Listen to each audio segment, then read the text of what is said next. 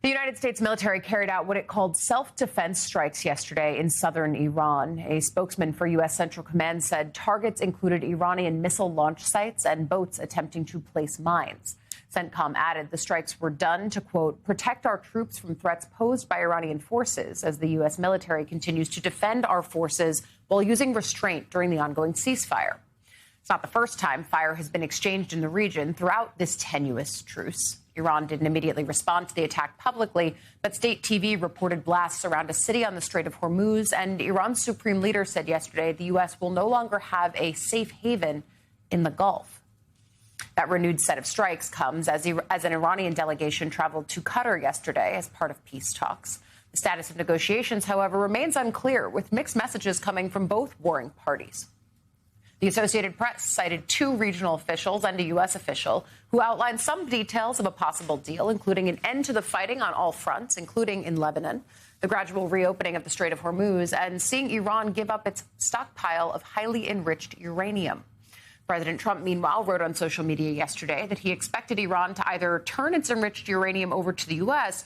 or bring it to another location and destroy it in front of witnesses, maybe the Atomic Energy Agency.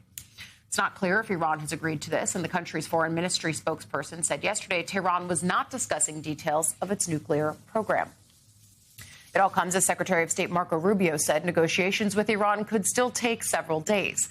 He told reporters yesterday diplomats are working through details of a potential peace agreement. I think our position is well stated. The president had a very important, I think, historic call just a couple days ago with a number of leaders from the region. I think there's strong alignment and agreement on what a preliminary draft should look like. I think like anything with something like this, it's going to take a couple days to settle on, even down to the disagreements over a word, sentence. So we'll have to work through that. If there's going to be a deal, we're going to have to work through that. But this is, it's either going to be a good deal or there isn't going to be one.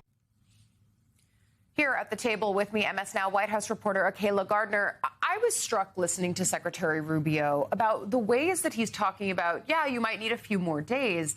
But when you talk about quibbling over which words to use, it feels like saying we've made the broad agreements and now we're just drilling down on dotting the I's and crossing the T's. Is that actually where this process is?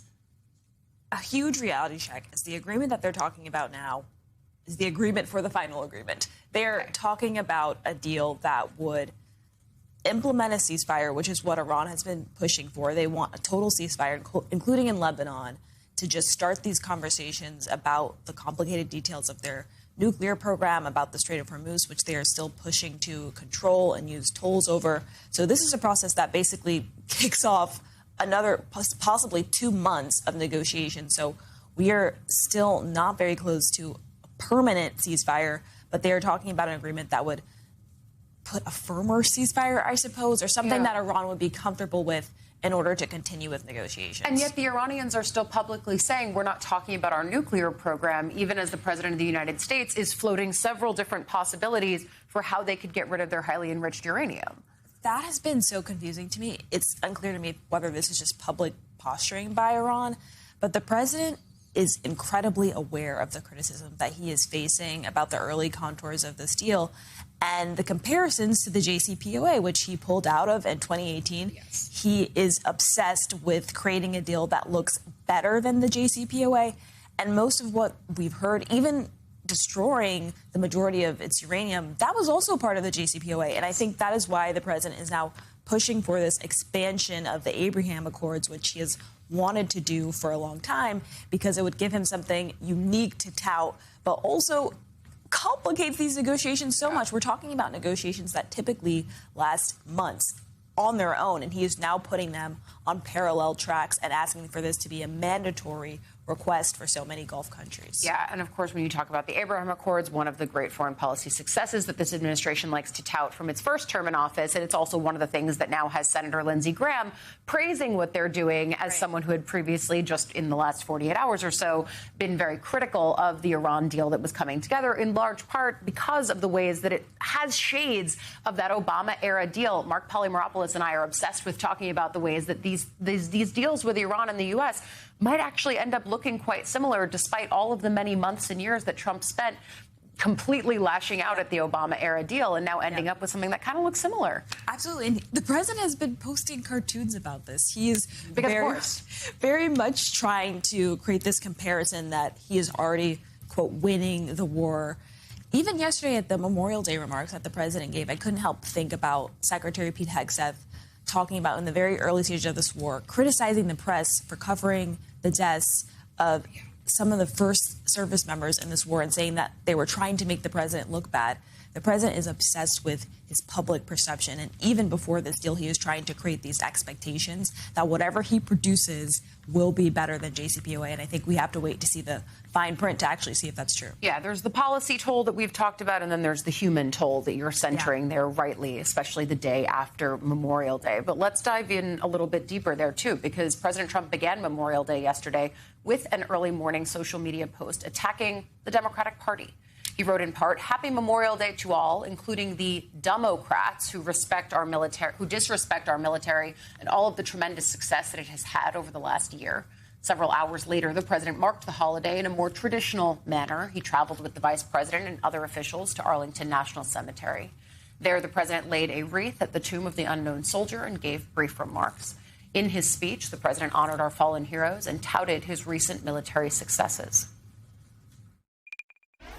Today, here at Arlington, a very special place that held burial grounds, battlefields across the country. And around the world, we unite in solemn observance. With reverent hearts, we honor those who fell so that our republic might stand, those who died so that our nation could live, those who gave up their sacred light on earth so that the sublime light of American freedom would shine forever and ever. This Memorial Day, we salute them, we exalt them, and we thank them for all that we have and for all that they gave. They gave everything. God bless our fallen heroes. In two wars recently, we've lost a total of 13 service members. In Venezuela, which was a complete and total victory, where we're working very closely with the Venezuela government right now. We took that over in one day, and we lost no one. In Operation Epic Fury, we lost 13 wonderful souls, wonderful, special people. These incredible men and women gave their lives to ensure that the world's #1 state sponsor of terror will never have a nuclear weapon. Oh, and they won't. They will never have a nuclear weapon. I'm sure you know that. So even in such solemn remarks on a day such as Memorial Day, 2 days before, the president had been almost diminishing the fact that only 13 people had been lost over the course of this months-long Iran war. I mean, it's the normal thing you do in that you go to Arlington as the president, you give remarks on this kind of a day, but tweeting about Democrats on Memorial Day, I mean, it just completely misses the mark. Yeah, the president is acutely aware, particularly of the criticisms of his supporters. You mentioned Lindsey Graham, also his former Secretary of State, Mike Pompeo, but he also only mentioned some of the Republicans that he normally goes after, which was Bill Cassidy, Senator Thom Tillis, not some of the people that are typically his allies. But something that I've been thinking about is you heard the president there talking about ensuring that Iran never has this nuclear weapon. Are there going to be U.S. troops that we see extracting this uranium? That's a question I have. That could put them in harm's way.